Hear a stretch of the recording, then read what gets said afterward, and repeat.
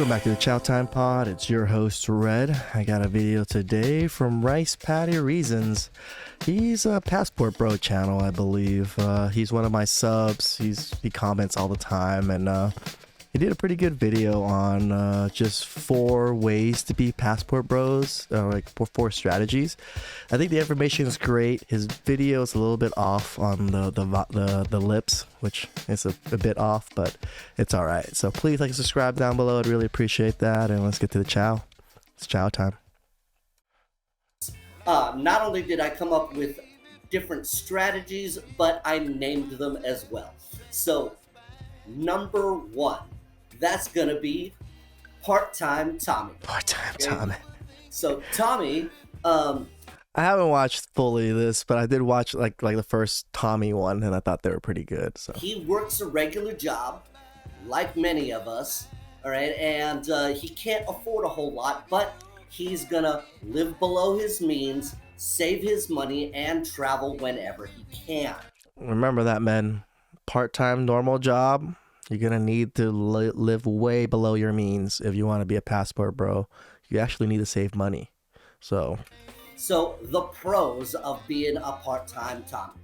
Okay, all right, you can do this in pretty much any scenario. It doesn't matter what your job is. All you have to do is live below your means, save money, and you can travel. It's pretty easy to do. The other pro is that it lets you get started and it lets you see what's out there and what is possible. I'm sure that anybody who has never traveled before can use this method and this strategy to really see what's out there and what other places are like. The cons of Part-Time Tommy, one of which is you always have to come back. You are limited to how much you could afford and how much your trip was, and it's gonna cost you money, and you're gonna have to keep on doing it again and again because you have to keep on working, which is the second one. The third is that it's really not terribly sustainable because you're gonna have to keep on doing this. You're essentially putting all your savings towards being able to take your next trip. So if you want to be able to travel full time, then this may not be the best strategy for you. Strategy number 2. This is Retired Reggie. Okay, Reggie is a retired expat. In other words, he lives out of the country full time because Reggie has a retirement or a pension or a fixed income of some sort that allows him to live outside of the United States or outside of the West full time. Because he's able to take advantage of the lower cost of living in other countries, he's able to afford a lot better than he would have been if he were staying. And because he's out of the... Yep, this is true. I mean, like I said, in Cambodia, an all-exclusive resort is like $15 to $17 a day. So about $500 a month. Your food, your living expenses is pretty much covered. So if you have another $1,500 to spend on whatever you want to spend on, you're living golden. And I think most people during retirement get a little bit more than $1,000 for retirement. At least nowadays. I don't know when I actually retired, and my probably isn't going to be anything, but the country full time, he can take advantage of things like residency and even second citizenship, which is always a good thing. Like some of the pros of good and bad second citizenships, because I'm a Cambodian citizen also because I was born there, so I kept my citizenship. The only thing is, if something bad were to happen, if you're a dual citizen, the U.S. isn't going to save you or protect you because you are actually a resident or a citizen of that country now, so you should know their laws and abide by their laws. So that is one thing I noticed that is a little bit different, but other than that, yeah. Being a retired Reggie is that you're able to live and therefore integrate yourself into another culture, which means like learning the languages and customs, becoming familiar with the laws and the culture of other countries, which allows him to fit in better. And next thing you know, it's just like he's one of them. Or at the very least, he's treated as if he is one of them. You also get to enjoy your life without having to worry about working. You can spend your time doing whatever you want. You also have a certain security because, in general, pensions are pretty much until you die, so you know that you can count on that income. Some of the cons of being a retired Reggie are that you typically are going to have smaller savings than you normally would in some of these other strategies because you're relying on a fixed income. Uh, Typically, Reggie, all right, in this example, anyways, pretty much makes about what he can afford to live in another country. So he's Which isn't a bad thing, because if he was in this country, he wouldn't be able to afford the normal amenities that he can afford in the foreign countries. So pretty much at the bare minimum. So he can enjoy his life, he can live, he can provide, and he can enjoy the rest of his life, but he's not really going to see a whole lot of financial growth. In many cases, Reggie is just going to have to be happy with less. Now, if you are a retired Reggie, I am not slamming you at all. I'm just saying that if you're happy with a certain ceiling, then that is okay. Because ultimately, if you're happy, that's the only thing that really matters here. Strategy number 4. This would be Digital Dan. Dan has a job, but it is not location independent. Okay? He can work from his laptop from anywhere in the world, and he can make money from any.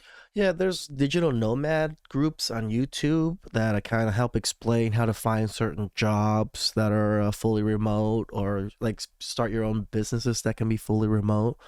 They have a lot of good information in the digital nomad spaces to help out with being a passport bro, or some people aren't even passport bros, they're just called digital nomads. So they travel wherever they want to go and live for how many ever months. Some people live in certain countries permanently, and they live in a digital nomad community where it's pretty much like expat type people in the community where they have all types of things for them. So Anywhere in the world. Now, I want to say nearly everywhere in the world because usually this did he say number 4? I think he skipped to number 3 on this one, or did I mishear him? involves an internet connection, and not every place has that. Because Dan can pretty much work from anywhere, he can take advantage of the lower cost of living, and more of his income can be saved and therefore put towards assets that make him more money. And because he can be out of the country for as long as he wants to, he can also take advantage of residency programs and second citizenship programs. So the pros of being a digital Dan, outside of what I've already stated, is Dan can see as many new locations as he can afford to. This is true. Because his job doesn't require him to be in any particular place. I think a lot of people qualify for this type of lifestyle now because of COVID. COVID really made it so that there's a lot more remote jobs or fully remote jobs, just depending on your company, if they allow you to be remote outside of the US or not. And generally speaking, Dan is going to enjoy a much better lifestyle than he would if he had stayed in the West by doing the same job. Dan is also going to enjoy a high degree of freedom because he can pretty much work as he needs to be able to afford the lifestyle that he wants. So some of the cons of being a digital Dan is that, first, you're still working. In other words, even if you're working for yourself, you are still having to work for your money. This means that if you stop working, you stop making money. Now, this is an issue that you're going to have with any job. Dan might not have as much freedom as he wants because he is reliant on infrastructure. In other words, you need electricity and you definitely need an internet connection in Yeah, you can't just live in the jungle. order to continue to earn money. So this means that if you wanted to live on a remote island where there's absolutely nothing and you want to rough it, I'm kind of into that, but not everybody's into that. But if you wanted to do that, then you wouldn't be able to earn any money while you're there because it has no infrastructure. So you're talking about staying near big cities or at least a system where you can continue to earn. And because Dan is still working for his money, it also means that he has to balance his time. In other words, he can't just spend all day long doing whatever he wants to. He may enjoy more freedom, but he may not have complete freedom. Strategy number 4. This Oh, he did say 4, so he said 4 twice on this one. would be Investor Ian. Now, Ian makes all passive income. To be an investor, Ian, you gotta work your asses off, man. Like, work your asses off to be able to get that much passive income to where you don't have to worry about working anymore. To be able to live in a third world country takes a tremendous amount of effort on the front end. Remember that. He essentially can make money while he sleeps. He is trading a minimum amount of time for his money.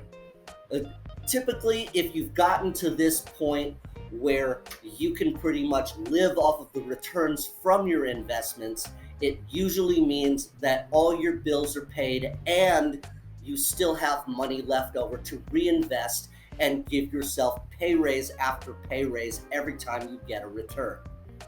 Furthermore, Ian sees travel as being both a business and a pleasure because he's taking advantage of global markets and investing in real estate and other financial vehicles that have nothing to do with the West. So the pros of being an investor, Ian, apart from what I've already stated, is that he is going to, of course, have a high degree of freedom because he can afford to travel pretty much anywhere that he likes, and he can afford to have all of the experiences that he wants to experience.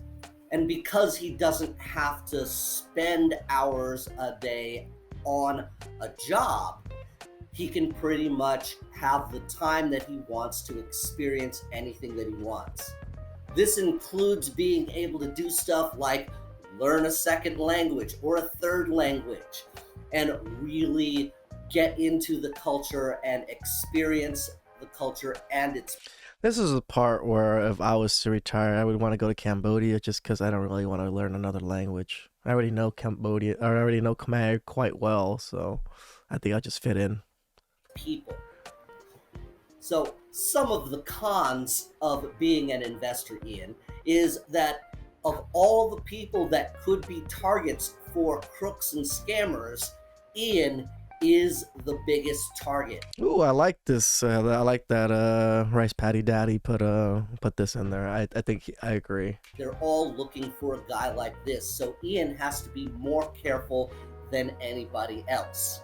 This means that Ian really has to pay attention to who he's associating with and making sure that he knows them well and vetting them properly to know that if they're not just talking about women here, we're talking about just people in general in these countries. If you're this well off, there's going to be plenty of orbiters, not just women, just around you to want some of your money. If they're making friends with him, he has to make sure that they really like him for him and they're not just out for his money. Correct. The second con is that it's really not easy to become an investor, Ian. You have to make a lot of sacrifices, and many times that's going to involve sacrificing the things that you want now in order to get what you want later. This ties right back into Rice Patty's mental tool number 2. Go watch that video if you haven't yet. Also, a major drawback to being an investor in is that maybe you have a little bit too much freedom and you might not know what to do with yourself sometimes. And I definitely agree with this. I think people that become so successful, they don't usually retire like this. They are still doing at least a 40-hour plus work week, even though they are retired. Because men, this is one of the big reasons why men die early, is when they retire and don't have any type of like hobbies or anything, because they don't have a drive or a purpose anymore. So men's health actually decline greatly after that. and you might either get bored or you might party too much, which could seriously affect your health. So Investor Ian probably needs a few hobbies and a few things to keep him just like I mentioned, occupied besides partying, so that he can continue to remain mentally sharp and physically in shape. Now, these are just 4 examples of what is possible. how was that passport chow? Rice Patty Reasons did a pretty good little snippet of 4 ways you can go about being passport bros, pros and cons. His list was actually pretty legit, and he seems like he lives it himself. You know, I think he's more of the retired Reggie. I'm not so sure myself. Maybe he can comment down below. He comments on my videos here and there too. But I think the goal for everybody, especially if you're young, is to be the investor one. You know, sacrifice when you're young, invest into property, invest into yourself, invest into things that can earn you some passive income. And all you really need is about $2,000 to $3,000 a month passively, and you can live like a king in most third world countries. This is the part where, like, you don't have to be a millionaire. You literally just need a couple thousand passively. And living in Cambodia, $2,000 in Cambodia a month, your rent and food is paid for $500, so you have literally $1,500 a month to do whatever you want in that country. If you want to eat outside of the hotel and stuff, food is like what, $1.25 or something like that. So it's quite cheap compared to here, where a meal here, even a McDonald's meal, is like almost 10 something. I can get a nice freshly cooked, they made the noodles in the morning, you know, cow just got slaughtered like freaking in the afternoon, and the vegetables were picked like 2 hours before, and they cook it right then and there, and that's $1. So the only thing is, if you're a true American, you're gonna need to eat at least like 2 to 3 portions. I do admit that, because when I went to Cambodia for the first time to visit, I ate almost 3 portions of every meal, because I ate so much more than the Cambodian portion. So, yep. So hope you guys liked the video. Please like and subscribe down below. I'd really appreciate that, and catch you guys next time. It's chow time.